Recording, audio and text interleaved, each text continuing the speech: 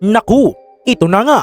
Dalawang testigo ng Ateneo na mismong nakasaksi sa tunay na nangyari ang nagsalita na matapos makatanggap ng mga death threats. Bakit sila pinagbabantaang patayin? Ano ang nalalaman nila na ayaw lumabas sa publiko? At sino ang mga tao na posibleng gustong patahimikin sila? Habang umiinit ang investigasyon ng NBI at ng CIDG, sumugod ang mga players sa Camp Crame upang magsalita. Pero ang pinaka nakakakilabot sa lahat, ayon sa dalawang testigo, may pulso pa raw si Divine nang may ahon siya mula sa tubig. Ibig sabihin, buhay pa umano siya noong mga oras na yun. Kaya ang tanong, nasaan si Coach Tab Baldwin? Bakit hindi na nagpapakita?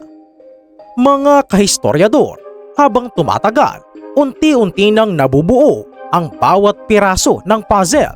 Kaya tara, alamin natin ang buong detalye.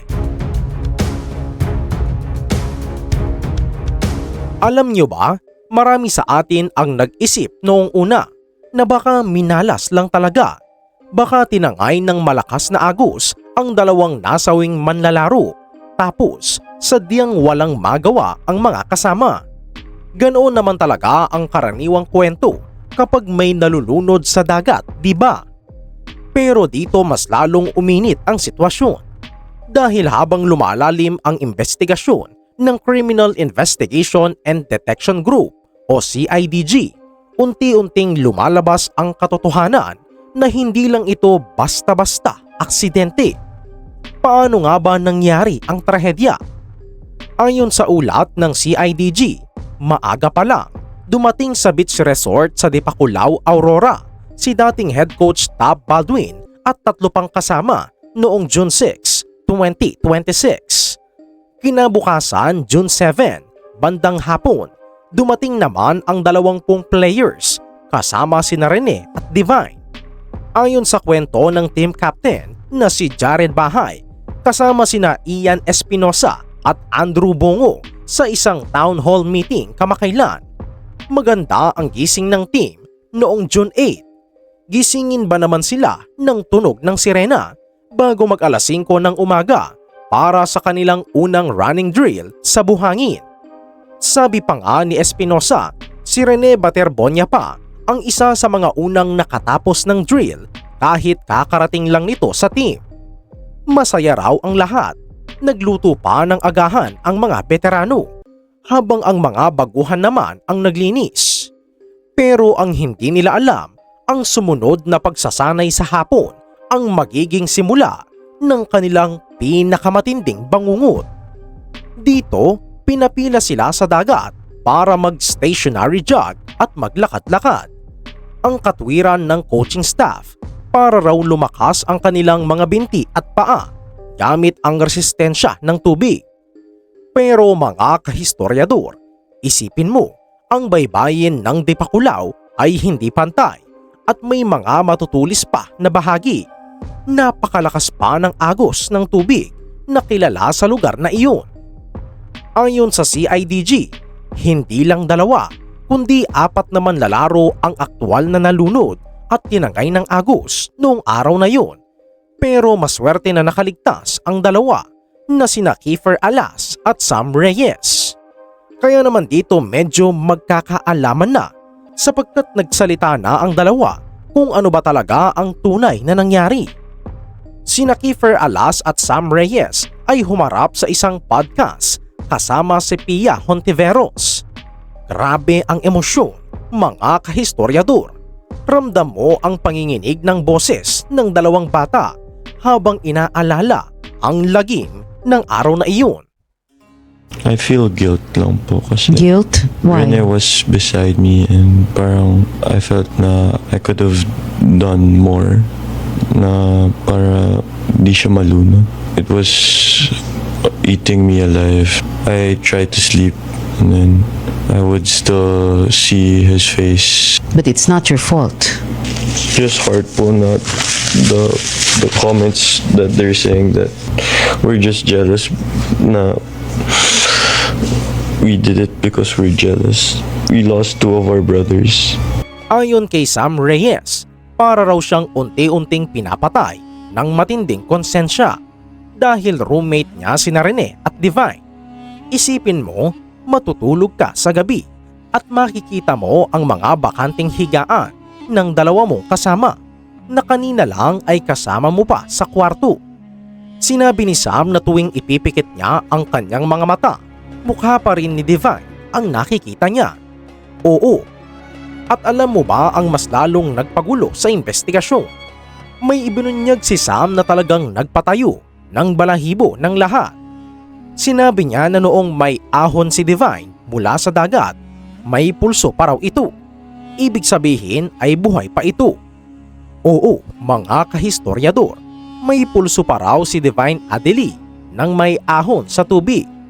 Pero dahil walang nakahandang ambulansya, walang sapat na medikal na kagamitan, at wala ding trained professional medic sa tabi ng beach na nakaaba, kaya ang mga mismong players at natatarantang assistant coaches lang ang nagtulong-tulong na mag-CPR kay Divine habang naghahanap ng sasakyan para dalhin ito sa ospital. Sa madaling salita, mga kahistoryador, buhay pa sana si Divine kung may sapat na medikal na kagamitan. May trained professional medic lang sana na nakahanda. Pero wala pupunta sa gyera na walang dalang armas. Isipin nyo kung gaano katindi ang kapabayaang ito. Isang sikat at prestihiyosong universidad, may world-class basketball program pa. Pero kapag nag-training camp sa isang mapanganib na dagat, wala man lang inihandang kahit isang medic o ambulansya. Di ba nakapagtataka? Kaya naman ito ang dahilan kung bakit gigil na gigil ang CIDG sa pag-usisa sa coaching staff. Gusto nilang malaman kung bakit hinayaan ng mga nakakataas na sumabak sa ganoong panganib ang mga bata nang walang kaunting paghahanda para sa emergency. Dahil sa kakulangan ng opisyal na impormasyon mula sa pamunuan ng Ateneo pagkatapos ng insidente, sumabog ang galit at mga haka-haka sa social media. At sino ang sumalo ng hagupit ng galit ng taong bayan? Ang mga mismong players na nakaligtas. Sinabi ni Kiefer Alas na nakakatanggap siya ngayon ng mga seryosong death threat sa social media. May lumabas kasing litrato online kung saan nakatayo lang si Kiefer Alas habang binubuhat ng ibang teammates at coaches ang katawan ni Rene.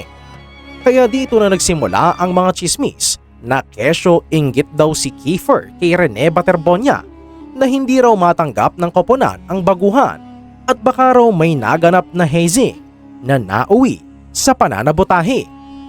Pero nilinaw ni Kiefer ang totoong kwento sa likod ng larawang iyon.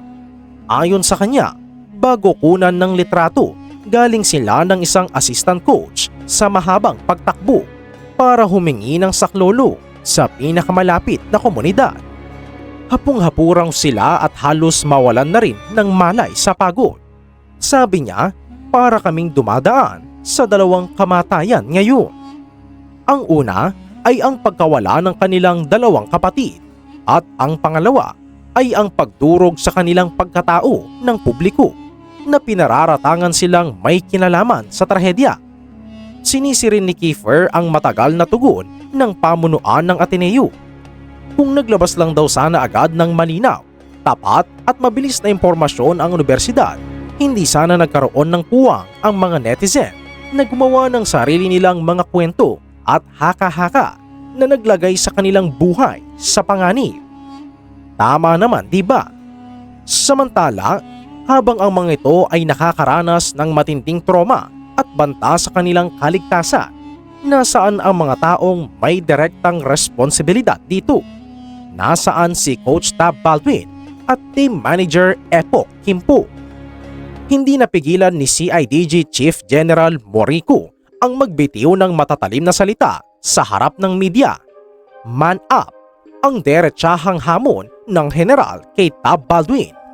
Sabi ni Morico, kung totoong tinuturing mong mga kapatid at anak ang mga players mo, magpakalalaki ka at harapin mo ang investigasyon para sa interes ng hustisya at para sa 2 batang namatay na hindi pa nga naililibing ng maayos.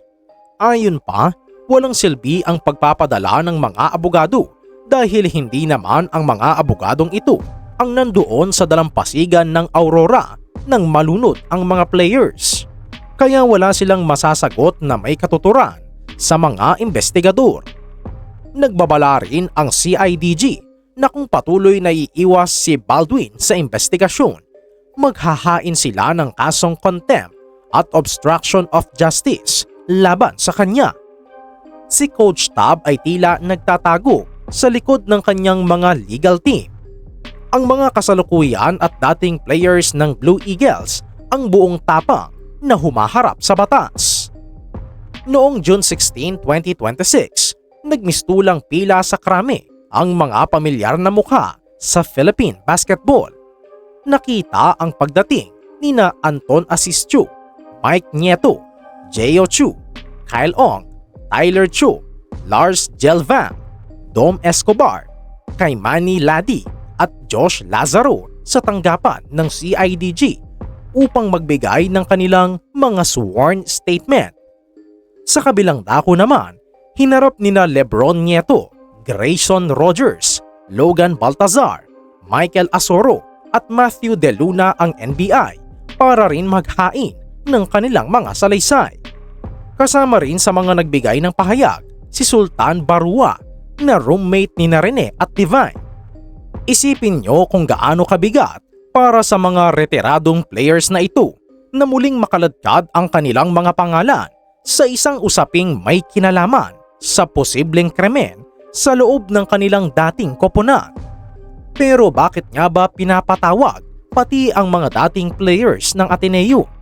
Siguro nais malaman ng CIDG at NBI kung mayroon bang matagal nang umiiral na kultura ng extreme conditioning o pisikal na pang-aabuso na ginagawa tuwing may training camp ang koponan sa ilalim ng pamumuno ni Baldwin.